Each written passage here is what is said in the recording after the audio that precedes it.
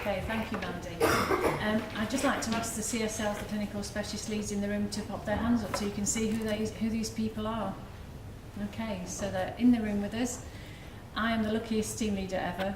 They are fantastic, so energetic, so driven, and we're all here away from our jobs on secondment because actually we have a passionate belief that you can get quality and value. It's not a choice of either or. We actually really believe that you can get fantastic quality products at a better value. So as a team, we've all worked together to develop our process as we've moved through, and we actually came together as a team only in May of this year. So this is our 7th month together. We're based all over the country. So geographically we're quite representative of different systems and different parts of England. And I think together as a team we've got an incredible achievement that after 7 months you see in front of you from a blank sheet of paper an evidence-based, transparent process of evaluation on a national level of key products to us as clinicians and to patients. So what we're launching today are the 4 products that you can see, and again this print is really small here, is syringes, so that's hypodermic Lewis syringes, suction catheters, non-sterile examination gloves, sterile examination gloves, and blunt fill drawing up devices. And David, I hope you're proud of me that I've said devices and not needles. Thank you. So this is what we're launching today. You can see our work plan, which is on the website, and you'll see that we have a rolling programme. Although we are all secondment until the end of May, we do have a rolling programme that goes much beyond that, and you can see where our ambitions lie beyond the first 4 reviews that you see today. As Mandy described her journey, I think there's been a journey for me and for the people in the team, particularly for those of us who don't come from a procurement background, to really start to understand the clinical involvement that's been lying behind all the products that we've used. And for my 30 years in the health service as a district nurse, children's nurse, general nurse, specialist nurse, podiatrist, I assumed that everything I took out of that treatment room had been tested by fellow clinicians. And there's been lots of assumptions that I've had challenged since my enrolment into this programme. So what we're seeing is a day of firsts. I said earlier this is a landmark day, and I would suggest that this is why it's a landmark day. When we started into this programme in May, clinicians had never been asked before to evaluate at a national level in an independent organisational group of clinicians in England. What's currently on the catalogue from our national provider may not have ever been clinically evaluated in a way that we can trace and audit and know about as clinicians. The work will develop clinical criteria of what we need from each product, and this is a real mindset change. So yes, in front of you, you've got evaluations which we'll talk through, but for me there's a huge added value here that what we're doing is actually also saying to NHS clinical staff, and many of you in this room are those staff who very kindly came to help us develop this, is not do you want this one or that one, but actually what do you need this product to do? Let's rethink what the clinical criteria are for this product and actually reinvigorate and update the clinical criteria against which all of our national procurement is happening. Because actually, if I was procuring a mobile phone against a spec that was 20 years old, you'd probably be lucky to even have a phone. So let's think about in a clinical arena, we want those clinical criteria against which things are purchased to be absolutely up to date and about what clinicians actually need, not what's the choice of what's given to us. So this is also the first time that clinicians have nationally been openly invited to just come along and tell us what they think. And one of the most powerful messages for me was in one of our stakeholder events. Somebody came up to me and said, I've been in the NHS for 35 years. This is one of my best days ever because this is the first time anybody has actually asked me what I want and what I think about what I use every day. That's pretty powerful. She didn't have to come and tell me that. She could have just come and gone on that day. And I think there's a lot about our engagement that if you will explain to you, which is new and significant and has helped us with that clinical credibility and that social movement that people have been describing for us. So what are we actually looking at? Well, obviously there's a huge challenge to look at lots of different things. We decided very early on that we'd set a very clear criteria about what we were going to look at. And the mandate we have from the Clinical Reference Board is to look at everyday healthcare consumables. So the criteria we applied for that is actually these are things that you'll find in every clinic, in every ward, in every district nurse's clinic or boot and bag. So the things that we use every day, as it describes. But the specific questions we asked ourselves, because if we're looking at a national category of 300,000 items plus, where do you start? As clinicians in the system, we felt it was an onus on ourselves to bring a clinical view into that decision making and prioritising. So we did that by saying, actually, okay, of all these products, which ones have patient impact, which ones have clinical impact, and which ones do we buy at high enough volume to make some difference from what we do in our evaluations.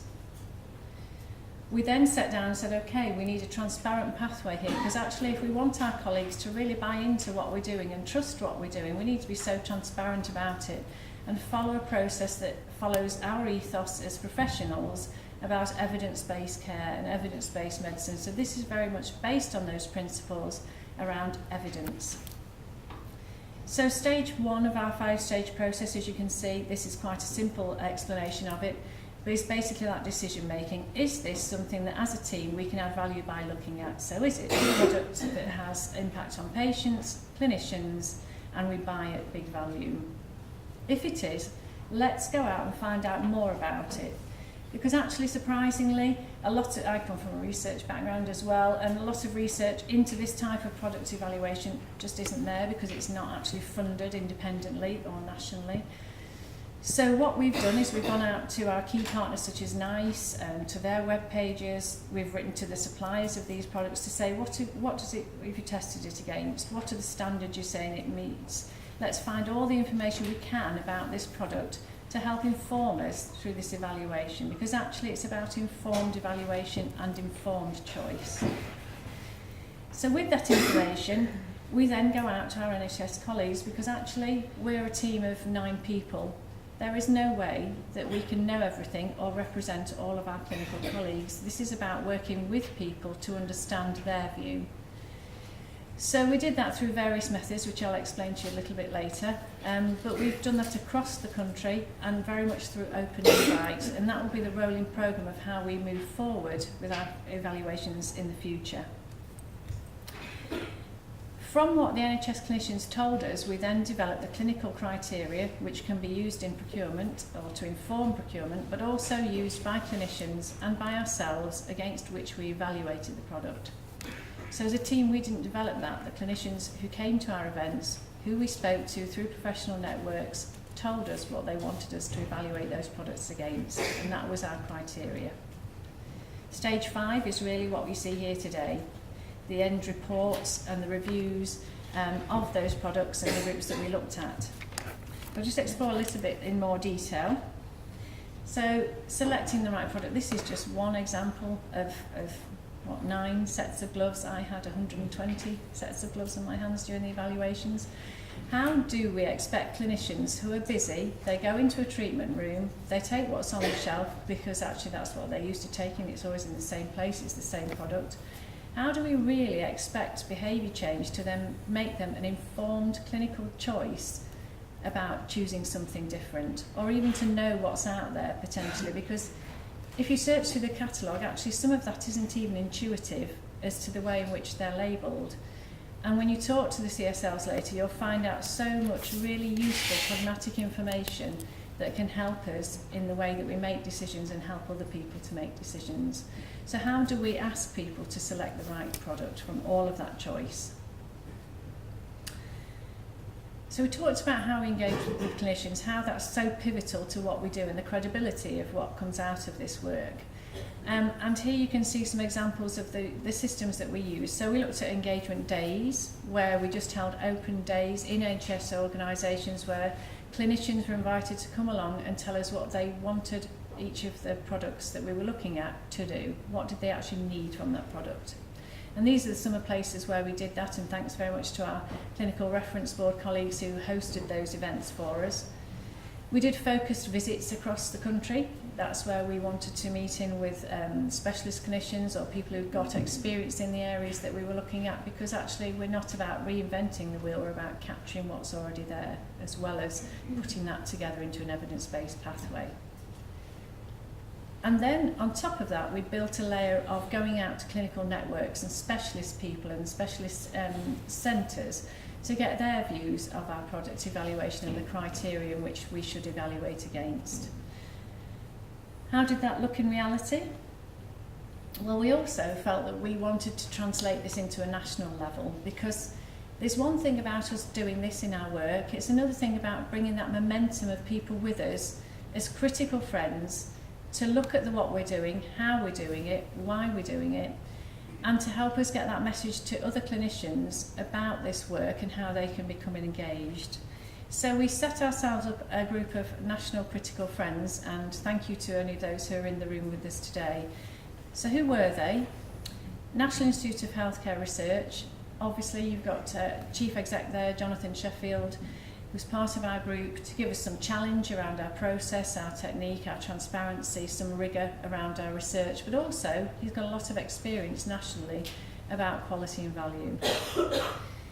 We've got NICE with us, which was fantastic. Morello, fantastic person around our table, who also then led to further introductions, and I can see our colleague with us here in the room, Shelley, who then we talked about how they look at their processes, and we learned a lot from how they do some of their reviews. Patients Association, absolutely key, because actually one of the key questions for us was how do we get a patient voice in all of this? I think we've got a long way to go on that, but our involvement from the Patients Association was really key to us to make sure we weren't missing any tricks right from the beginning. So a big thank you to Catherine, their Chief Exec, for being involved there. Society of Property and Podiatrists, I'm an AHP. We wanted to start with some AHP involvement around this to give a view from a different perspective clinically around the table, but also they use a lot of products.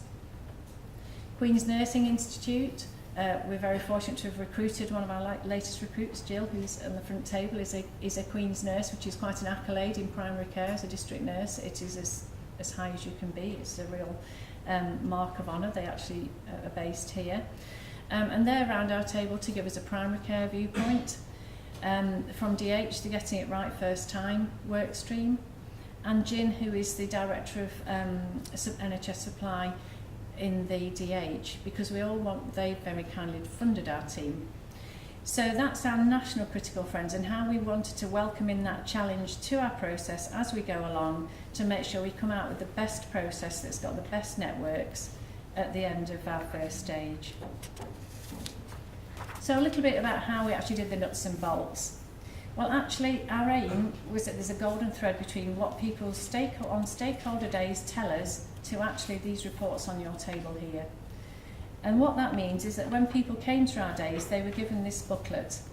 Each individual had a booklet. It had questions about each of the projects that they looked at.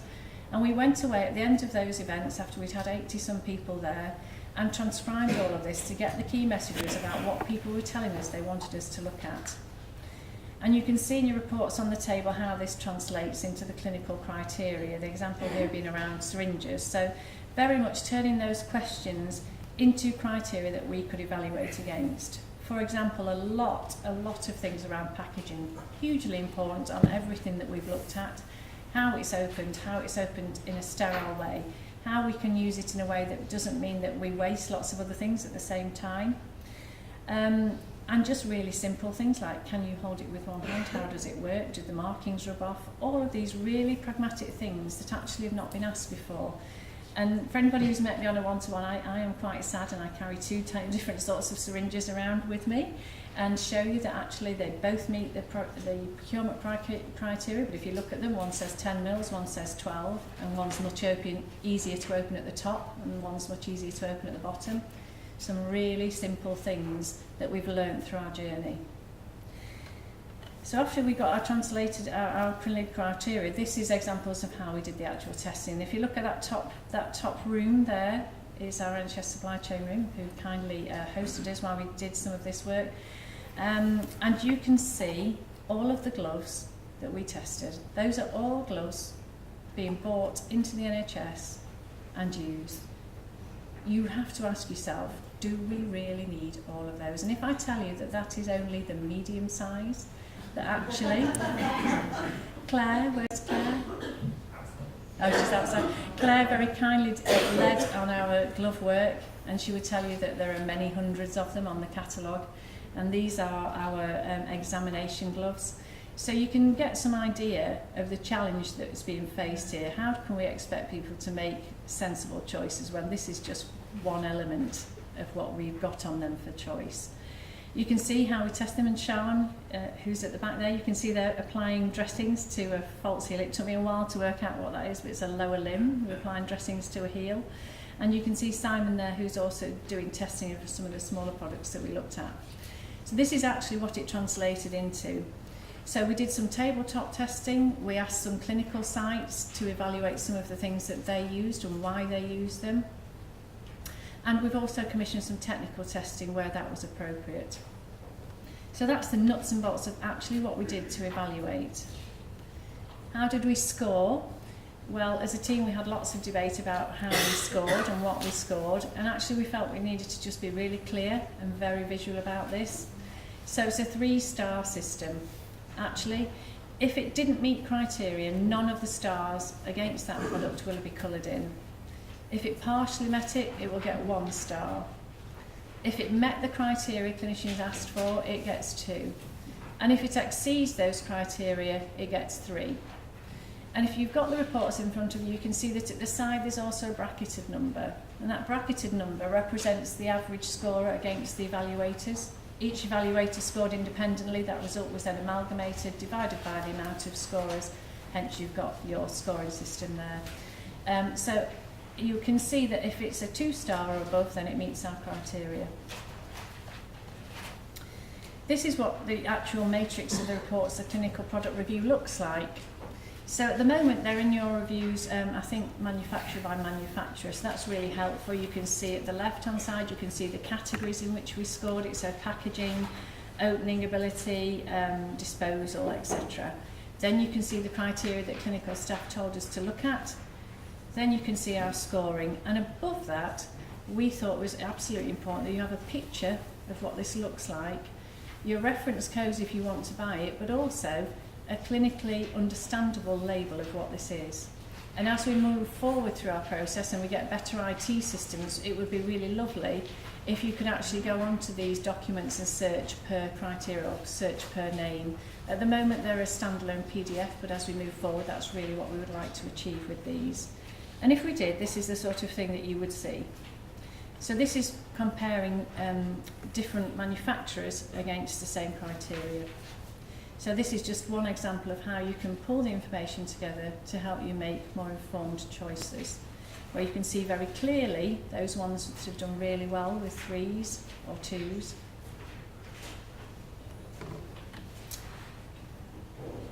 Moving on from that, let's just go back and remind ourselves what we found when we started 6-7 months ago. Clinicians hadn't been asked to evaluate nationally in an independent team.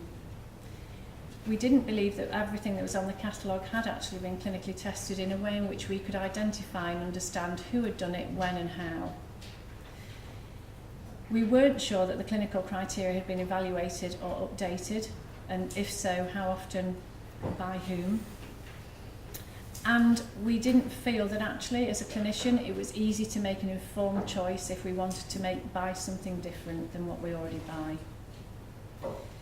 What we'd say today, and this is why it's a landmark day, is that we're now in a different position. Actually, there is an independent team, and you can see the things that have had independent clinical evaluation at a national level. There are now clinical criteria against these products that have come from NHS clinicians, not just nurses, but across all the NHS in England. You can see that you've got independent information for clinicians to make choices, because if I was buying something at home, the first thing I'd do would be look on the customer review. Actually, they've not had the ability to do that until now. And then, of course, we've got the support of high quality, good value products to our frontline colleagues, which is actually what we're all about, because everybody in this room wants the best patient care that we can provide, and we all have a part in achieving that.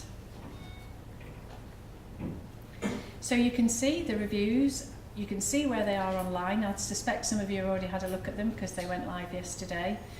The team will be outside at lunchtime for you to explore more, but I hope you'll find that our journey has been one that we've tried to look at with rigour and with transparency. All of our processes and work plans are available for you to look at.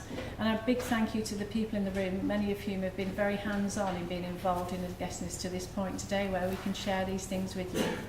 So thank you very much, and I will move on to our next speaker. Thank you.